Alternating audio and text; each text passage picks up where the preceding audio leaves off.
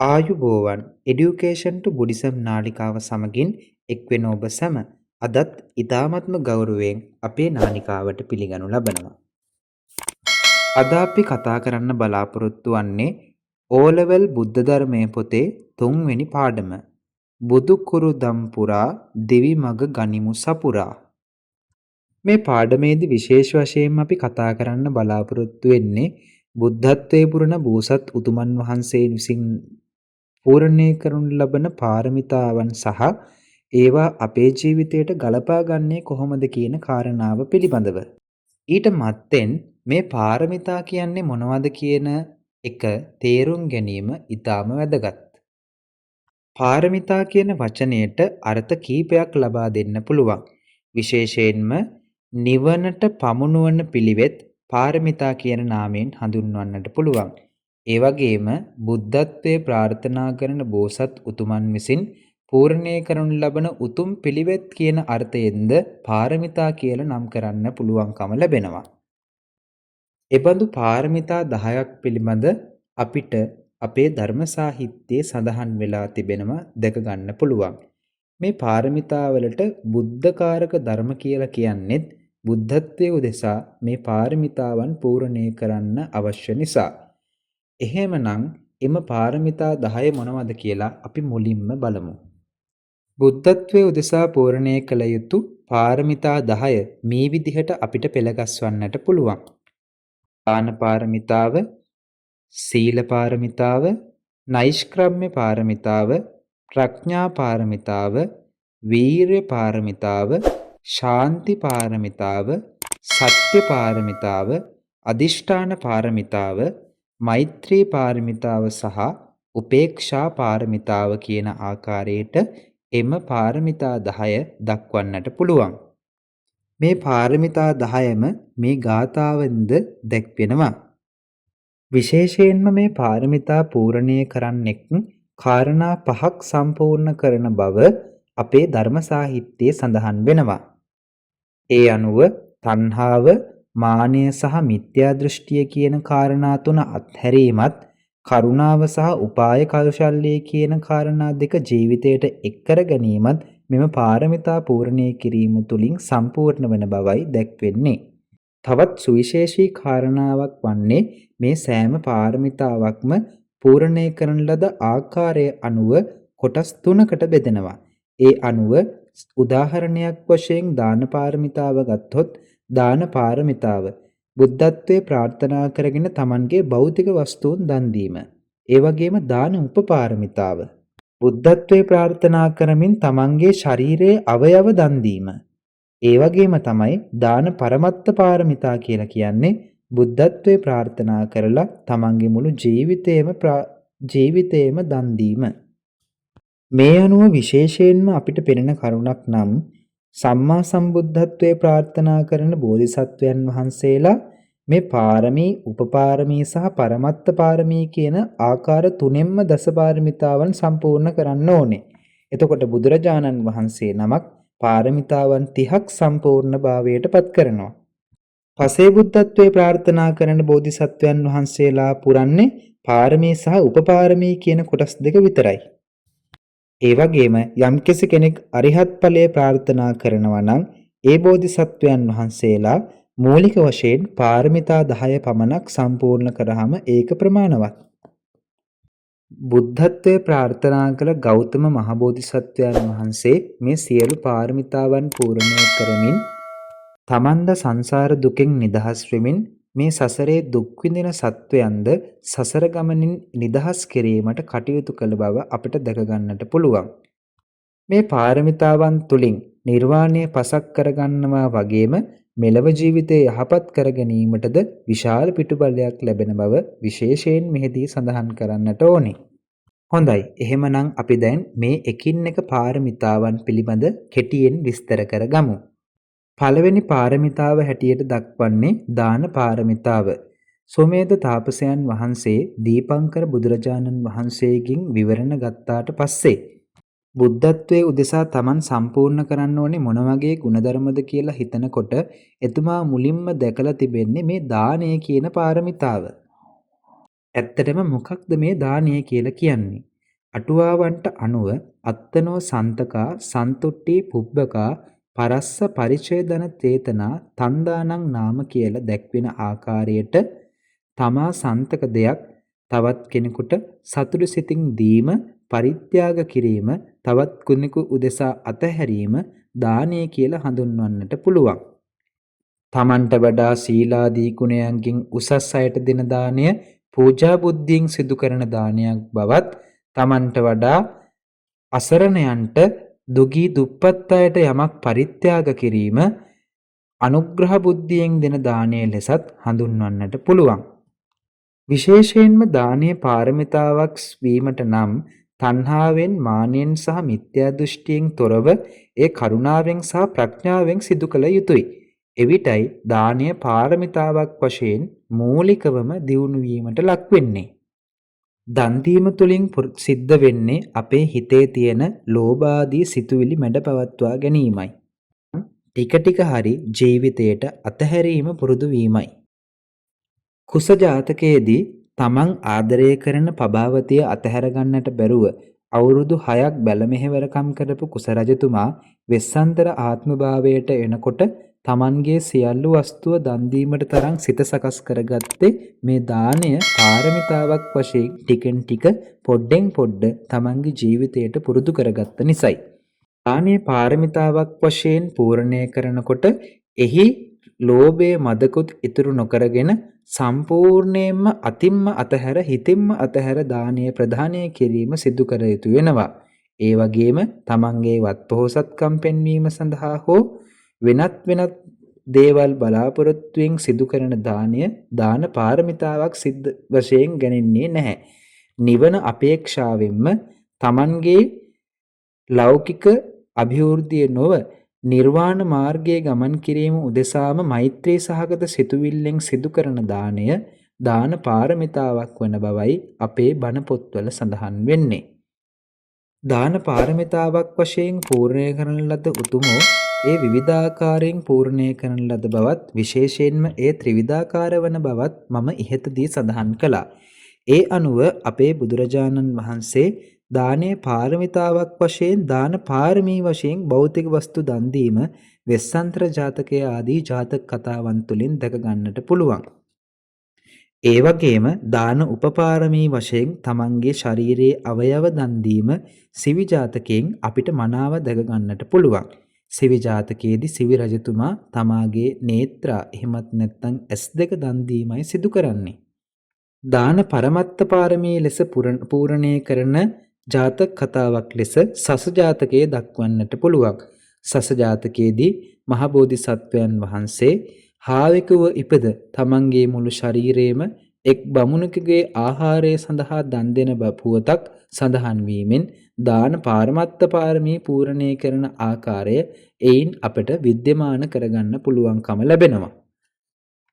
නිර්වාණගාමී ප්‍රතිපදාවේ ගමන් කරන උතුමන් වහන්සේලා මෙලෙස දානය පුරුදු කරන අතරෙම ලෞකික ජීවිතයක් ගත කරන අපිත් පුළුවන් ආකාරයෙන් පරිත්‍යාගශීලී වීම අපේ ජීවිතයට එකතු කරගත යුතු වැදගත් ලස්සන ගුණාංගයක්. හොඳයි, ඊළඟට අපි කතා කරන්න බලාපොරොත්තු වෙන්නේ සීල පාරමිතාව පිළිබඳව. කය සහ වචනය කියන දෙකෙහි හික්මවා ගැනීම, සංවර කර ගැනීම සීලය කියන නමින් හඳුන්වන්නට පුළුවන්. කායික සහ වාචික වශයෙන් සිදුවන අයහපත් ක්‍රියාවන්ගෙන් වැළකී යහපත් ක්‍රියාවන්හි යෙදීම සීලය ලෙස මූලික වශයෙන් අපිට හඳුන්වා ගන්නට පුළුවන්. කයෙන් සහ වචනයෙන් සිදුවන වැරදි 7ක් පිළිබඳව අපේ ධර්මයේ සඳහන් වෙනවා. කයෙන් සිදුවන වැරදි 3යි. එයින් පළවෙනික වන්නේ ප්‍රාණඝාතය, එනම් තවත් කෙනෙකුගේ ජීවිතය තොර කර ගැනීම. ඒ වගේම දෙවැන්න සොරකම, තෙවන්න වන්නේ කාම මිත්‍යාචාරයේහි හැසිරීම. වචනයෙන් සිදුවන වැරදි 4ක් පිළිබඳව අපේ ධර්මයේ සඳහන් වෙනවා. එනම් මුසාවාදා, බොරු කීම, පරුසා වාචා, පරුස වචන ප්‍රකාශ කිරීම, පිසුනා වාචා, කේලම් ප්‍රකාශ කිරීම සහ සම්පප්පලාපා, හිස් වචන දෙඩවීම කියන වැරදි 4 වචනයෙන් සිද්ධ වෙන්න පුළුවන් වැරදි ලෙස දක්වන්නට පුළුවන්. මේ කයින් සහ වචනයෙන් සිදුවන වැරදි 7න් වැළැක්වීම සීල සංවරය වශයෙන් හඳුන්වන්නට පුළුවන්කම ලැබෙනවා. පාරමිතාවක් වශයෙන් සීල ශික්ෂාව සම්පූර්ණ කරන විට මේ අවඩදායක ක්‍රියාවන්ගෙන් වැළකීම මෙන්ම යහපත් ක්‍රියාවල නිරත වීමද අනිවාර්යයෙන්ම සිද්ධ කළ යුතු දෙයක්. සත්ව ඝාතනයෙන් වැළකෙන ගමන් සත්ව හිංසාවන්ගෙන්ද වැළකීම සහ සියලු සත්වයන්ට හිතෛෂී වීම, සානුකම්පිත වීම සහ කරුණා මෛත්‍රිය දැක්වීමද කියන කාරණා අත්‍යවශ්‍ය වෙනවා. ඒ වගේම සොරකමින් වෙන්වෙන ගමන් තමන් දුන් දේ ගැනීම, දෙනු කැමැති වීම සහ දානයට ප්‍රියශීලී වීම කියන කාරණා හිතේ ඇති කර ගැනීම මේ දාන සීල පාරමිතාව සම්පූර්ණ කර ගැනීමට ඉතාමත් උපකාරී වෙනවා. අනිත් ශීර්ෂාවන්ද එලෙසින්ම සම්පූර්ණ කරගත යුතු බවයි මෙහිදී සඳහන් කළ යුත්තේ. බෝධිසත්වයන් වහන්සේ මේ සීල පාරමිතාවද 3 ආකාරයකින් සම්පූර්ණ කරන්නට යෙදුණා. ඉතින් මේ පිළිබඳව විශේෂයෙන්ම සීල විමර්ශ ජාතකයේ කරුණු සඳහන් වෙනවා. ශිෂ්‍ය ජීවිතයේ සිල්වත් භාවය රැක ගැනීම, විනයගරුක ශිෂ්‍යයෙක් වීමන සහ අන් අයගේ බොහෝ දෙනාගේම ප්‍රසාදය දිනා ගැනීමට කටයුතු කරන එක් වැදගත් ගුණාංගයක් ලෙස හඳුන්වන්නට පුළුවන්. ඊළඟ පාරමිතාව වනුයේ නෙක්ඛම්ම පාරමිතාවයි. පංච ඉන්ද්‍රිය ධර්මයන් පිනවීමට ඇති ආසාවෙන් ඉවත්වීම, එම ප්‍රතිපදාවේ ගමන් කිරීම නෙක්ඛම්ම පාරමිතාව වශයෙන් හඳුන්වන්නට පුළුවන්. ඇසකරනාසය දිව ශරීරය කියන පංච ඉන්ද්‍රයන් නිතරම පිනවීමට සහ ඒවායට ගිජු වීමට අපි නිරන්තරයෙන් කටයුතු කරනවා. නමුත් එයින් වෙන්වීමේ ප්‍රතිපදාව පස්කංසුව අත්හැර නිවන් දැකීම උදෙසා ගමන් කිරීම බෝධිසත්වයන් වහන්සේලා සිද්ධ කරන පාරමිතා ධර්මයක්. එම පාරමිතාවටයි නෙක්ඛම්ම පාරමිතා නමින් හඳුන්වන්නේ. නෙක්ඛම්ම පාරමිතාව පූර්ණේ කිරීමේදී පංචකාමයන්ගෙන් ඈත්වීම සහ එම පංචකාමයන් නිසා තමන්ට අත්විඳින්නට වන ආදීනවයන් සහ එහි නිස්සරණය දැකීම බෝධිසත්වයන් වහන්සේලා සිද්ධ කරනවා. නෙක්ඛම්ම පාරමිතාවත් මේ ආකාරයෙන්ම පාරමී, උපපාරමී සහ පරමත්ත පාරමී කියන ආකාර තුනෙන්ම අපේ මහබෝධිසත්වයන් වහන්සේ සම්පූර්ණත්වයට පත් කළා. විශේෂයෙන්ම මකාදේව ජාතකයෙන් මහබෝධිසත්වයන් වහන්සේ නෙක්ඛම්ම පාරමිතාව පූර්ණය කළ ආකාරය පැහැදිලි කරගන්නට පුළුවන්. සමාදගත ජීවිතයේ සාර්ථකත්වයට අසීමිත ආශාවන්ගෙන් තොරවීම, අඩු බලාපොරොත්තු ඇති බව, අල්පේච්ඡතාවයේ වැනි ගුණාංග ඇති කර ගැනීමට මේ නෙක්ඛම්ම පාරමිතාව අපේ ජීවිතයට ඉතාම උපකාරී වෙනවා.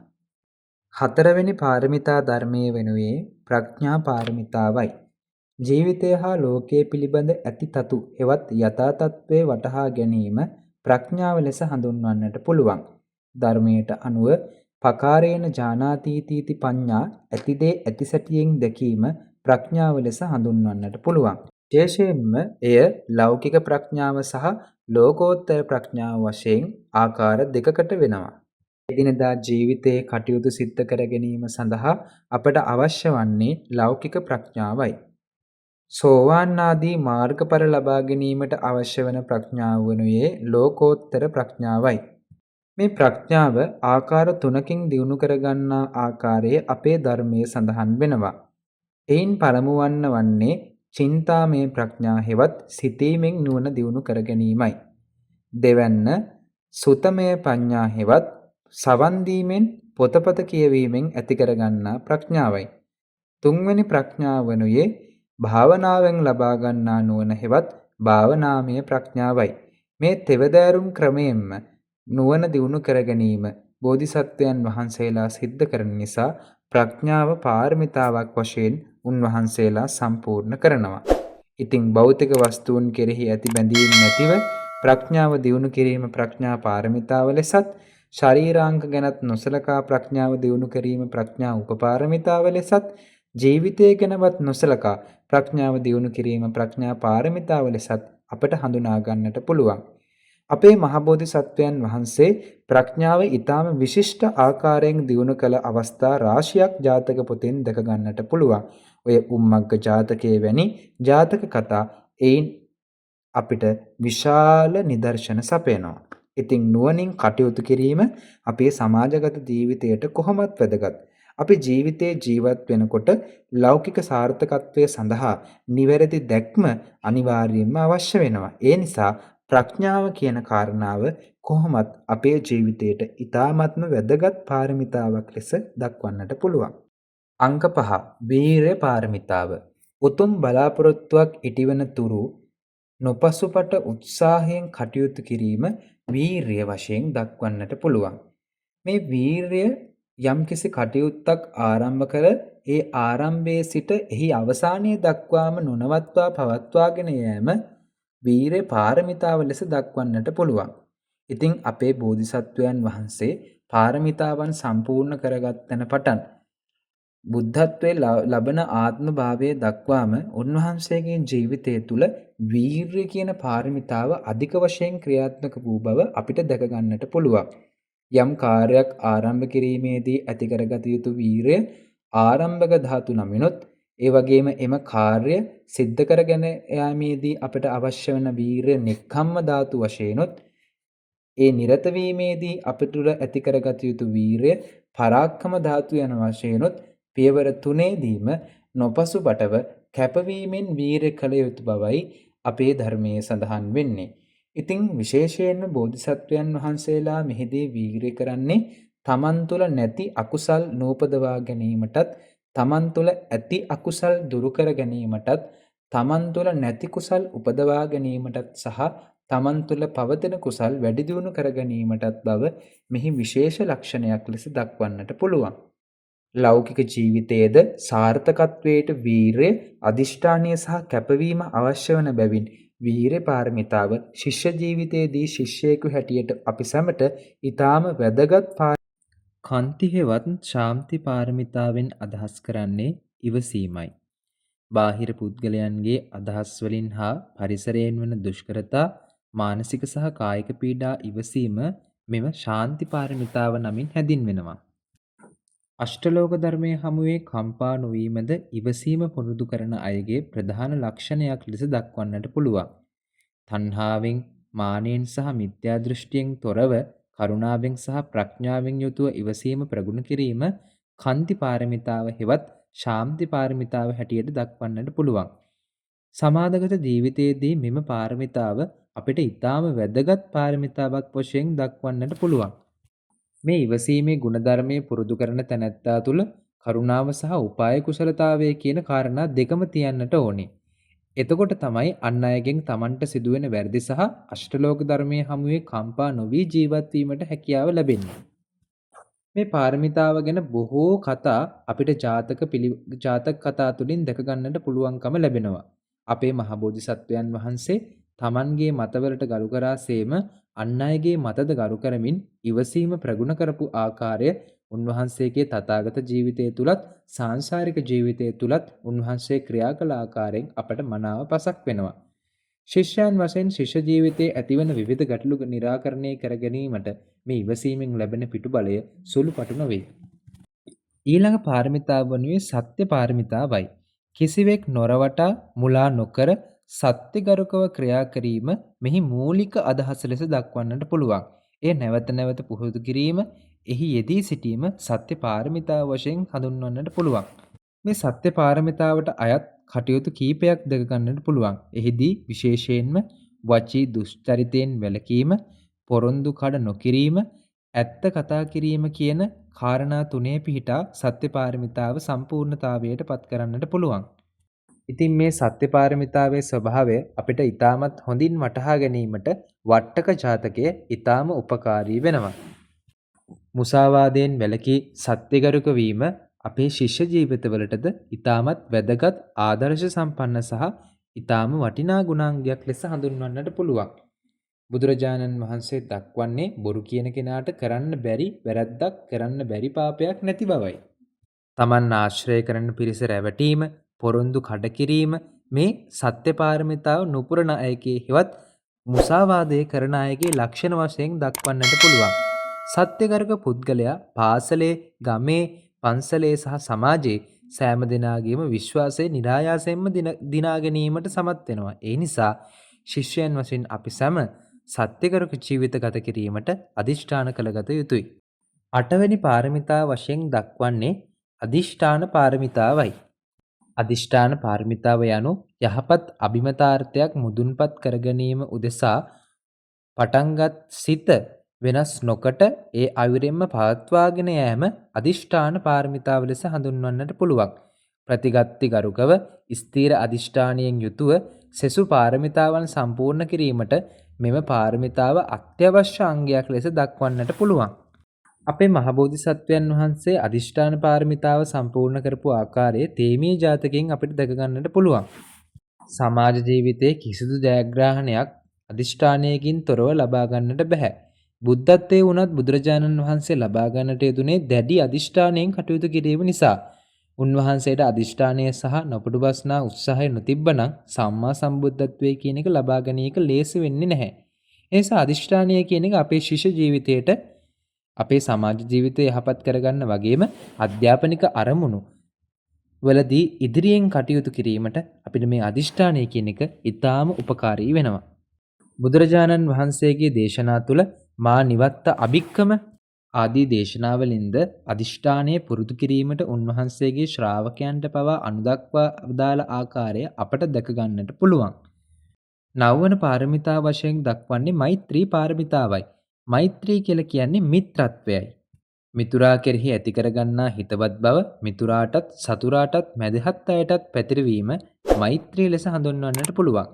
කිසිවෙකු කෙරෙහි ද්වේෂයක් වෛරයක් ඇති නොකරගෙන සියලුම සත්වයන් සුවපත් වේවා කියන ප්‍රාර්ථනාවෙන් යුක්තව ජීවිතය ගත කිරීම සහ නිරායාසයෙන්ම ඒ සඳහා කටයුතු කිරීම මෛත්‍රී පාරමිතාව වශයෙන් සලකන්නට පුළුවන්. තණ්හාවෙන් සහ මානෙන් හා මිත්‍යා දෘෂ්ටියෙන් මිදී කරුණාවෙන් සහ උපාය කෞශල්‍යයෙන් යුතුව මෛත්‍රී පැතිරවීම මෛත්‍රී පාරමිතාව පුහුණු කිරීමේදී බෝධිසත්වයන් වහන්සේලා භාවිත කරනවා. මෛත්‍රී සහගත කාය කර්මය, මෛත්‍රී සහගත වචී කර්මය සහ මෛත්‍රී සහගත මනෝ කර්මය කියන පියවර තුනෙන්ම මෛත්‍රී ක්‍රියාවට නැංවීම බෝධිසත්වයන් වහන්සේලා සිද්ධ කරනවා. ඉතින් අපේ ගෞතම බුදුරජාණන් වහන්සේ බෝධිසත්ව අවදීදී මෛත්‍රී පාරමිතාව පුරපු ආකාරය මහා කපි ජාතකයෙන් සහ මගමානුවක ජාතක කතාවෙන් අපිට දැක ගන්නට පුළුවන්. ද්වේෂයෙන් රාගයෙන් පිරි සමාජයකට සාමකාමී සමාජයක් ඇති කිරීම උදෙසා මේ මෛත්‍රී සහගත සිතුවිලි වර්ධනය කිරීම ඊටාම වැදගත් කාර්යයක් ලෙස දක්වන්නට පුළුවන්. අපේ ධර්මයේ තුල බලන විට මෛත්‍රී ගැන අපට උගන්වන්නේ සතර මහා බ්‍රහ්ම විහරණයන්ගෙන් එකක් ලෙසනේ. ඉතින් ඒ මෛත්‍රිය අපේ හිත තුල වගේම අනිත් අය තුලත් ඇති කරන්න අපි උත්සාහවන්ත වෙනවා නම් ඊටමත් සාමකාමී සමාජයක් ඇති කර ගැනීමට අපිට හැකියාව ලැබෙනවා. මෙත්තානිසංස සූත්‍රය තුලදී මෛත්‍රිය වඩන කෙනාට ලැබෙන ආනිසංස 11ක් දක්වලා තියෙනවා. ඉතින් ඒ වගේ දිගින් දිගටම මෛත්‍රිය සිද්ධ කරගන්න පුළුවන් නම් මෙලොව ජීවිතයේ සැනසීම පිණිසත් පරලොව ජීවිතයේ යහපත පිණිසත් එය අපට උපකාරී වන බව નિરાයාසයෙන්ම සඳහන් කරන්නට පුළුවන්. දස පාරමිතාවන්ගේ අවසාන පාරමිතාව හෙවත් දසවෙනි පාරමිතාව වශයෙන් දක්වන්නේ උපේක්ෂා පාරමිතාවයි. උපේක්ෂාව කියලා කියන්නේ මැදහත් භාවය. මැදහත් භාවය කියලා කියන්නේ මොකක්ද? කිසියම් පුද්ගලික හෝ වස්තුවක් පිළිබඳ හෝ සිද්ධියක් සමග විශේෂ කැමැත්තක් හෝ විශේෂ පිළිකුලක් ඇති නොකරගෙන සෑම දෙයක්ම දෙහාවට සමසිතින් සමමෙතින් බැලීම උපේක්ෂාව ලෙස දක්වන්නට පුළුවන්. තමන් අප්‍රියජනක අවස්ථාවන්හිද ඒ වගේම තමන්ට ප්‍රියජනක අවස්ථාවන් වලදීද ඊටමත් මැදිහත් සිතින් වාසය කිරීම මෙහි වැදගත් ලක්ෂණයක් ලෙස දක්වන්නට පුළුවන්. අපේ මහබෝධිසත්වයන් වහන්සේ උපේක්ෂා පාරමිතාව සම්පූර්ණ කරපු ආකාරය ලෝමහංස ජාතකයෙන් අපිට දැක ගන්නට පුළුවන්. අපිට හිතවත් අයට සහ අපි කැමති දේවල් වලට අපේ හිත නැමීම සහ පක්ෂපාතී වීම සාමාන්‍ය මනුෂ්‍ය හිතේ ස්වභාවයක්.